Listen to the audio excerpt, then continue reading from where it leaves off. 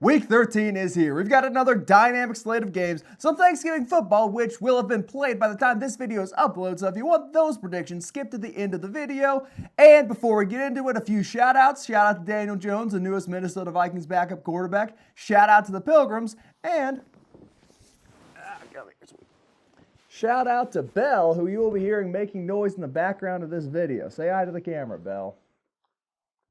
He's not very enthusiastic. We'll work on it, sweetie. Tristan, I'm going to do you a Thanksgiving favor and let you start the prediction. So tell us who's going to win the Chargers-Falcons game. I am fully off of the Falcons hype train. Before the season started, we were very optimistic about what they'd be able to do on the offensive side of the ball. Isaiah spoke very highly of the Falcons secondary, but at this point, their secondary is not good. They're one of the bottom 10 worst passing defenses in the NFL. Their scoring defense, bottom 10 in the NFL. And against this Chargers team that struggled last week versus the Ravens, J.K. Dobbins went down in injury. Quentin Johnson struggled with some drops. It is going to be more of the same for the Falcons. I think the Chargers are the more well-coached team. They have Justin Herbert. Ladd McConkey has been getting better as the season has progressed. Maybe it'll be a little bit more difficult because they won't have the dynamic back in J.K. Dobbins getting their run game going, and the Falcons are at home and probably have a more high-end talented offense, but I still think the Chargers will win this game. Yeah, so immediately you start off with a glacially cold take, which just hurts my brain a little bit. The Falcons secondary is not the reason their pass defense is horrible. They have a non-existent pass rush. Trading for Judah did absolutely nothing for them. This team cannot get after opposing quarterbacks, and you can put Revis, Sanders, the greatest secondary you can imagine together. If you give opposing quarterbacks and wide receivers 5 seconds to throw the ball in the modern NFL, they're gonna get open. The Chargers' run game still solid without J.K. Dobbins. The Gus Bus, a more physically demanding pounder of the ball, going to really get after this Falcons front seven, and I think they just walk him down. If you get Herbert all day in the pocket, he is going to find Johnson, find McConkey, but really that run game is what is going to be the difference maker. The Chargers are winning. They're pounding it down Atlanta's throat, and not much more needs to be said. On to a game with a lot more stakes, a lot more consequence. The Pittsburgh Steelers visiting the Cincinnati Bengals. We've got a big old Steelers hater over here sitting next to me. I'm curious to hear what he has to say, but right out the bat, Steelers, top 3 defense in football. Offense has been shaky week to week. I do not hold it against them. They lost to the Cleveland Browns in the snow. Snow games, complete wild card. You don't know your guys are going to respond. It really hinders the passing attack. I think that gets back on track against this pathetic Bengals secondary. This weak Bengals pass rush outside of Trey Hendrickson, and Russell Wilson finds Pickens, finds Williams down the sideline. In terms of running backs, I think the Bengals may have an advantage individually with Chase Brown over Harris, but the tandem Pittsburgh has is far superior to anything the Bengals can do, particularly with their sorry interior offensive line. Steelers offense is going to win this game. I don't know if it's going to be competitive or not. I think the Bengals can score points against pretty much anybody, but I just don't see it going very well for Cincy. Pittsburgh feels like a Walmart version of the Eagles, and the Eagles absolutely smoked the Bengals earlier this year. So, not looking good for the Cats. I know I have developed a reputation for being a hater of the Steelers. Their fan base thinks I'm a clown. I am not a hater for what all the fans want to say about me. I do not hold it against them that in a snowstorm on the road against a 2-win team they lost. I will not hold it against them that an overwhelming majority of their points over recent weeks has come by field goal. Heading into Cincinnati, they are playing a Bengals offense unlike any other passing attack they have played this season. The Bengals passing attack is high flying. They push the ball down the field. Jamar Chase is going to get things going. T. Higgins will get things going. Chase Brown has been a weapon out of the backfield as a receiving threat this season. And when the Steelers beat the Ravens, Steelers fans were telling me constantly, look at the history of the games. Look at recent matchups. Look at AFC North matchups. The last time this Steelers team played a Joe Burrow-led Bengals team was November of 2022, and Joe Burrow put up 37 points on that Steelers defense. The same thing is going to happen in Cincinnati this week. Joe Burrow is going to put up close to 40. Actually, no. Joe Burrow is going to put up around 30 points. I do still think the Steelers offense will be successful because that Bengals defense is not that great. That is why they only have 4 wins. I think it'll be a 1-score game, but I do think the Bengals come out on top because of their offense. I'm not a Steelers hater. Let me just sit here and hate on the Steelers and tell you how they're going to lose to a crappy Bengals team. You will learn your lesson one day. I would ask this not be the clip you upload and get us clouded once again on TikTok. I'd beg even, but you're going to do what you're going to do. Steelers are winning that game. The Bengals are not scoring 30 points. It ain't happening, Chief. Go ahead, take us to the AFC South. Take us to the placid waters down south in the great state of Florida. If the Jaguars were not so historically bad, I would probably pick them to win this game against the Texans, who haven't looked pretty in any game they've won this season or the games they've lost this season. Their offense, CJ Stroud, has taken a step back from what he was as a rookie. The offensive line has been dreadful all season long. Joe Mixon has been very good, but it's hard to carry your team to wins when your interior offensive line is a revolving door, letting your quarterback get sacked consistently. With that being said, I do still think the Texans will win because the Jaguars' passing defense is just that bad. It is allowing the most passing yards in the NFL on the season. Nico Collins is going to get things going. Tank Dell will have a splash play here or there, and I'm sure Joe Mixon will make his presence felt. Plus, the Jaguars are still struggling with some injuries on the offensive side of the ball. Yeah, this game, I think it's not going to be very competitive if we get another Mac Jones showing. We're not sure if Trevor Lawrence is going to play or not. He is a big difference maker. Regardless of how you feel about him, he's a big upgrade over Mac Jones. This offense is talented enough they can find a way to score points against the Texans. And the Texans' weakness, as you mentioned, that offensive line, pathetic. Jaguars have some pretty real pass rushers. They can definitely generate pressure on CJ Stroud. Watch the Jets beat up on this Texans team with a comparably bad offense and a defense getting carried by the front seven. I think that could happen again this week. I'm feeling kind of optimistic about the Jaguars. They've got to win a game in here somewhere. We've got a lame duck head coach in Doug Peterson. Sure, he's still trying to win games. He's still got players playing for stats, playing for the contracts, playing for their next stop. So I think that, paired with just how woeful CJ Stroud has been, a bottom 12 quarterback, I'd say, this year, I think it just combines. The Jaguars get a rough and dirty home win at 1 p.m., and we're left asking ourselves, do the Texans even stand a chance of winning a playoff game? And the answer to that question, of course, is going to be no. They're going to be throttled by the AFC North wildcard team, but not that big of a story. They'll be first-round exits, and they're losing today. Well, also, it feels like the Jaguars have kind of given up with their head coach's job being almost certainly done after the end of the season, and players, much like the Giants, it feels like they might start to be giving up. Well, unlike the Giants, the Jaguars have not optioned off their $40 million plus quarterback. They're still trying to win games, so there's that. Anyway, on to what would be the game of the week if not for the Phillies, if not for the Eagles taking on the Ravens. The Minnesota Vikings are hosting the Arizona Cardinals, and the Cardinals defense is slowly tiptoeing into the average category statistically. They're the 17th ranked scoring defense. They've been much better against the run and the pass these past few weeks, and you can tell they are really well coached. Will that be enough to stop the Vikings? Probably not. They just got a big shot in the arm with Daniel Jones, the most effective handler of water balls, a star-free safety, a great teammate being introduced to that Vikings sideline. He is going to boost morale all the way to the ceiling. This offense is cooking the Cardinals defense, which is largely devoid of talent. They've been getting by on scheme, which can work against some teams, but against Hawkinson, Addison, and Jefferson, it's just not going to happen. Aaron Jones also in for a big game. Cardinals offense, Kyler conceivably could torch them on the ground, but I don't feel confident about that. Andrew Van Ginkel's fast, Pat Jones is fast, Dallas Turner is incredibly fast. I think we'll be seeing him a little bit more this week. So I think they keep Kyler in the pocket, make him win with the arm, and we know how that song and dance goes.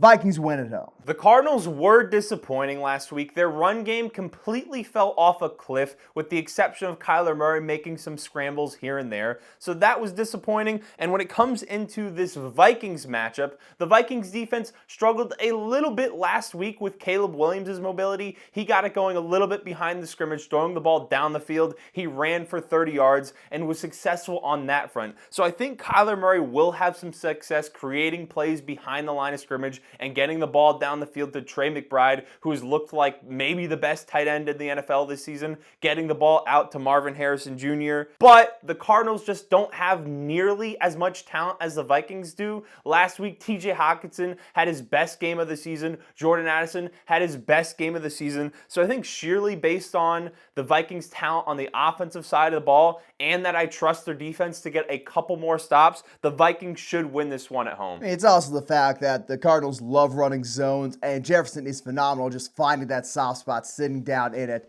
and catching a ball with four guys around him, seemingly covering him. So I think he is due for a big game, particularly after how he was covered last week against the Bears. you must remain optimistic about the best receiver in football. The Patriots are the furthest thing from a good team. They've lost now 2 weeks in a row, but when you take a look at this Colts team, this Patriots team, over their last 5 games, the Patriots technically have won more games. And when you take a look at the Colts' 5 wins they've had this season, they are a second half of the season Will Levis's performance if it came earlier in the year, and a Tua Dolphins game away from having the same number of wins as the Patriots. So I don't think either of these teams are particularly good. The Colts passing defense is one of the worst in the NFL, propped up even a little bit by that 95-yard Will Levis performance and 87-yard Tyler Huntley performance. So not a good defense. And Drake May with a offense that is devoid of talent, a backfield that hasn't been anything close to special this season, is going to be able to put things together against this Colts team. He's going to air it out, and I think the Patriots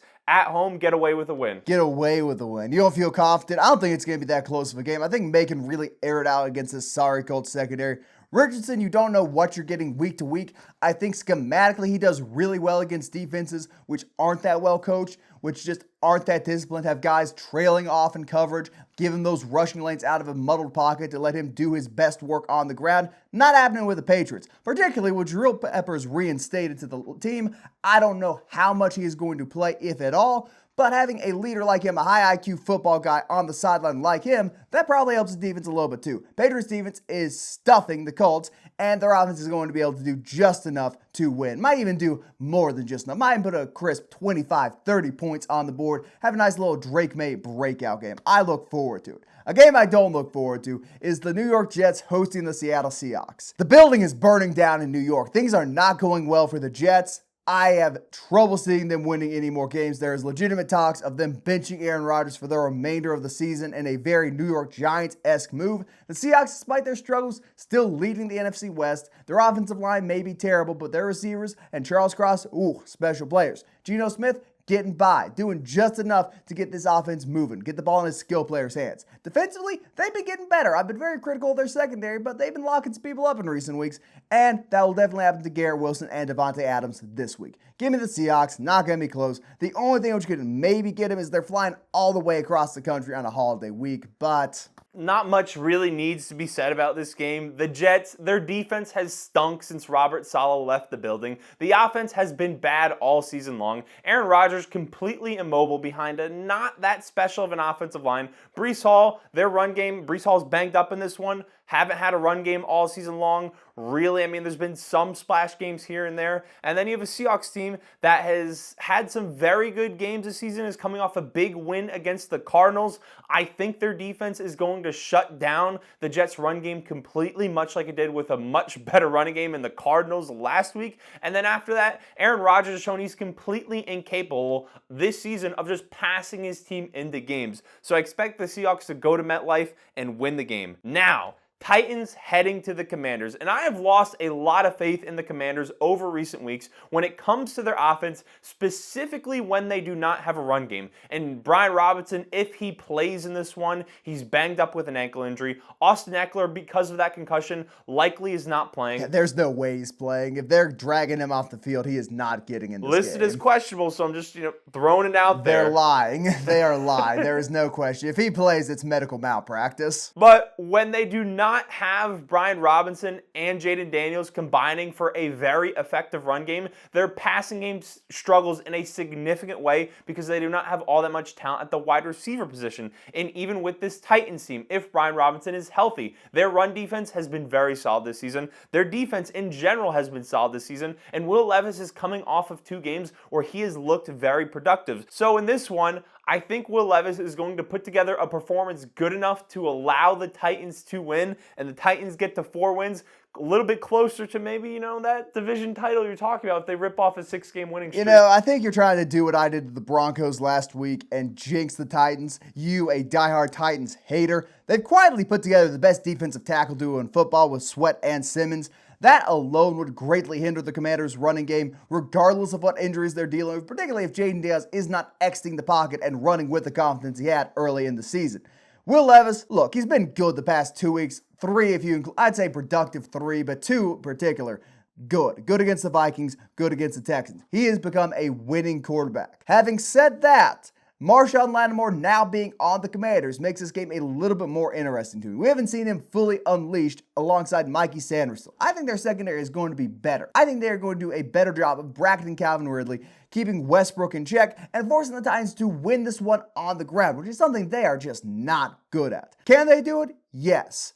Will they be in a hard-fought game? Certainly. I think this is a close one, relying on which team breaks a big run or an explosive pass first, and I honestly trust Will Levis to get things going a little bit more than Jaden Daniels at this point. So I'm also picking the Titans. I do not appreciate you trying to jinx my man Will Levis with your negative. How am I? I'm not jinxing him. I think you have picked against the Titans every single week this year, except for this one. I have more faith in them right now than I do the Commanders. Speaking of teams I got a lot of faith in, the Carolina Panthers hosting the Tampa Bay Buccaneers. And now is when we find out if this little hot streak Bryce Young has been on has been a fluke. I don't think it has been. I think this Buccaneers defense, which has been diminished by injuries, is susceptible to getting toasted by young Bryce Young.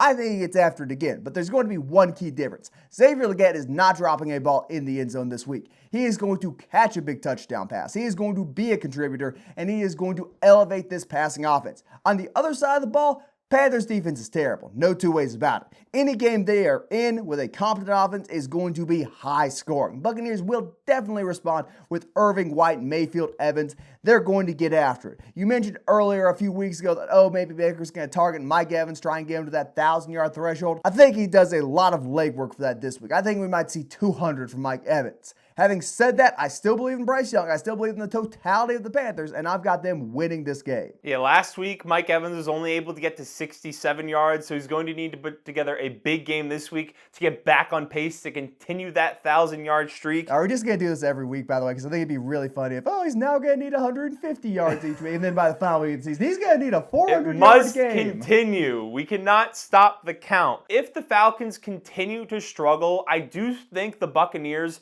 are the best team in the NFC South, especially with Mike Evans healthy. It gives them a high-end receiving threat in that offense. Bucky Irving, Rashad White, they have become a dynamic duo late in the season as the season has progressed and have played very well off of each other. So a healthy Buccaneers team with a solid defense against the Panthers, who are struggling on the defensive side of the ball to say the least. I do think the Buccaneers are the better team and will get out of here with a victory, but that is no hate against Bryce Young or the offense. What they accomplished last week was very impressive, and the steps Bryce Young has taken over recent weeks have also been very impressive to me. Yeah, but process of elimination, White and Irving are slowly becoming a top 10 running back tandem, in large part because everyone else seems to be getting hurt who has a decent tandem, but I digress.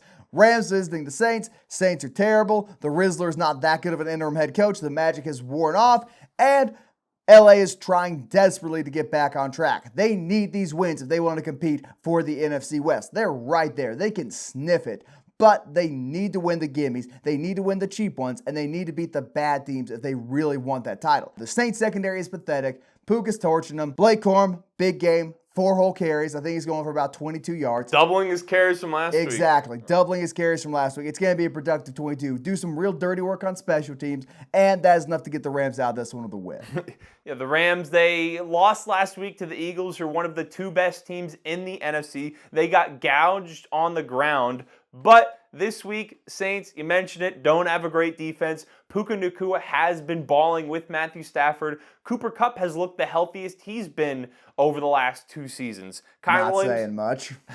Kyren Williams has been great this year, so I also fully expect the Rams to win. The biggest game of the week, Eagles headed to Baltimore. Saquon Barkley versus Derrick Henry, battling for the rushing title. This game, I don't think is going to come down to the running backs. I think both running backs will have their impact on the game. They will be successful. They will force defenses into positions they don't really want to be in. What the game is going to come down to is which quarterback can pass the ball at a higher level. And at this point in their respective careers and the offenses they are playing in, I trust Lamar Jackson way more than I trust Jalen Hurts. Every time Jalen Hurts drops back to pass on a strictly passing down, it does not look pretty. On the other side of the field, the Ravens have a top 5 passing offense in the NFL, and Lamar Jackson has been throwing it over all over the field all season long. So I think the Ravens will win because they have the better passing attack. And to speak to the strength of either defenses, the Eagles have had over the course of the season the least amount of yards allowed in the NFL, but the Ravens, their defense over the last 2 weeks has been very solid.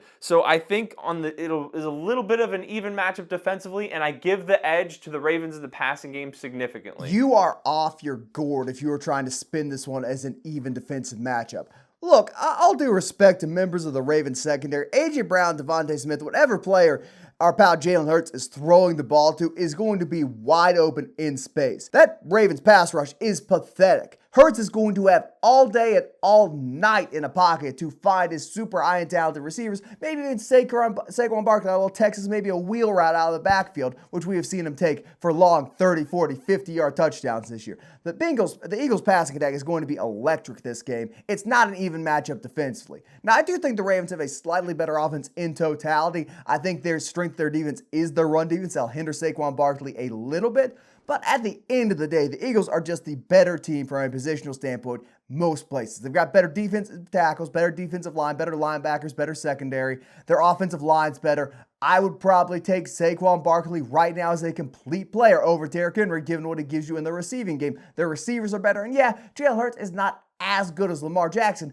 but he might be a Houston Astro because he pounds on those trash can defenses he plays, and he's going to do that once again with the Ravens. The Eagles are winning this one on the road. They're going to show us there are tiers to this in the NFL. The Eagles, real contender. Baltimore, slowly falling out of that real contender spot due to certain weaknesses on their defense. You mentioned another strength of the Ravens in this game is that they are playing at home. They don't have to go to Philly to try and win this one, so I also think that plays in the Ravens' favor. Well, good for the Ravens. You're wrong. The Eagles are winning. And on to what should have been the game of the week, but everyone in San Francisco is hurt, injured, a malcontent, or just getting old. The 49ers are a complete train wreck.